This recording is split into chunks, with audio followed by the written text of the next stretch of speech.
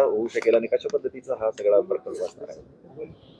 ते जेवढी आपल्याकडे धरणं आहेत ती खरं म्हणजे ती आतापर्यंत धरण परीक्षा क्षेत्रामध्ये अशा कुठल्याच गोष्टी घडत नाही. आमचं विशेष करून अतिक्रमणच जास्त झालेली आहे.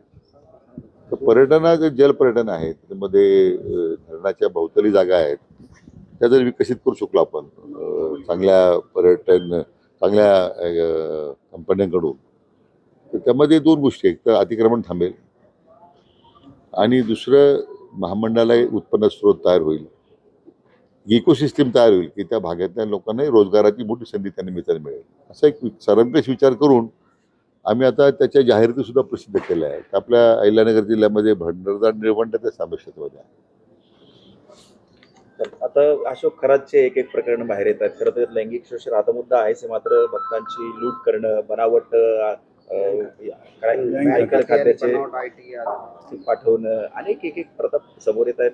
नगर जिल्ह्यात 3 गुन्हे दाखल झाले आहेत. काय वाटतं?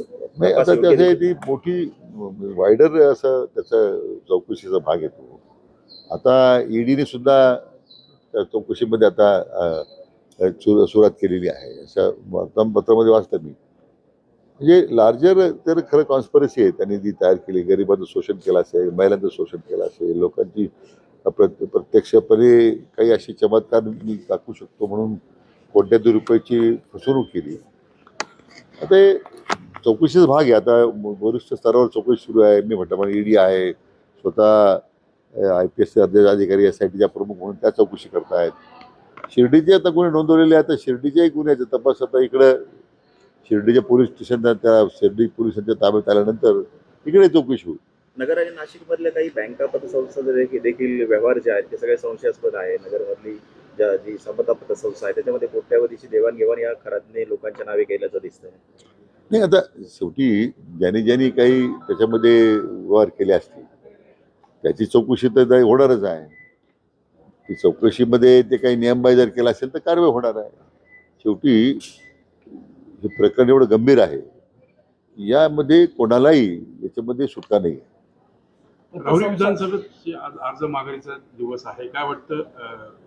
नाही, बिनविरोध आता प्रयत्न आहे. शेवटी त्याच्या पक्षाच्या उमेदवारांनी आता शिवसेनेच्या उमेदवारांनी अर्ज भरलेला आहे, उभाटा गटाच्या किंवा शरद पवार गटाच्या राष्ट्रवादीने अर्ज भरलेला आहे. आता काही अपक्ष अर्ज आहेत. आता मी त्यांना विनंती केलेली आहे. आता जर उद्या बारामती मतदारसंघामध्ये आता जर काँग्रेस उभी राहत असेल तर तिथं जर राष्ट्रीय पक्ष म्हणून काँग्रेस विड्रॉ झालं त्या पार्श्वभूमीवर, कारण तिथं दादांच्या दुःखद अपघाती निधनानंतरच तो प्रश्न तयार झाला होता. इथे सुद्धा कडेले शिवाजीरावांच्या दुःखद निधनामुळे हा पोटनिवडणूक होती. इथं सुद्धा मग तीच भूमिका राष्ट्रीय पक्षाने घ्यावी अशी विनंती करणार. बारामतीमध्ये कुठेतरी देखील बोलले की काँग्रेसशी बोलेल म्हणून की बिनविरोध व्हावी निवडणूक बारामती. नाही, म्हणून आमची पवार साहेबांना निमित्ताने विनंती आहे की जी भूमिका आपण बारामतीमध्ये घेणार आहात तर ती भूमिका अहिल्यानगरमध्ये घेतली तर मला वाटतं निवडणुकीला आणखीन चांगलं स्वरूप येईल.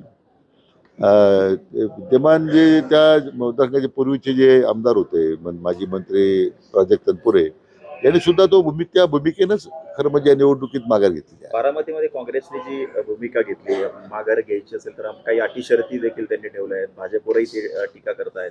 तर ते पार्थ पवारांनी जे म्हटलंय ते योग्य आहे की काँग्रेस कुठेतरी आणखी संपत चालली अशा भूमिका घेऊन? नाही, मला वाटतं ते अशी काही विधानं करणं याच्यात थोडा स्वतःवर आवार घातला पाहिजे.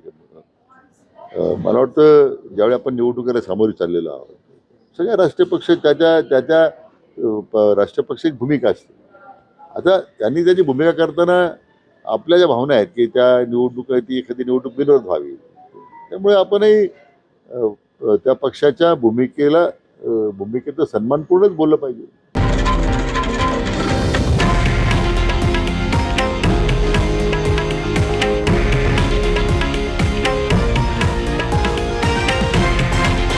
हे आहे देशातील नंबर 1 न्यूज नेटवर्क आणि आपण पाहत आहात TV9 मराठी, एकमेव.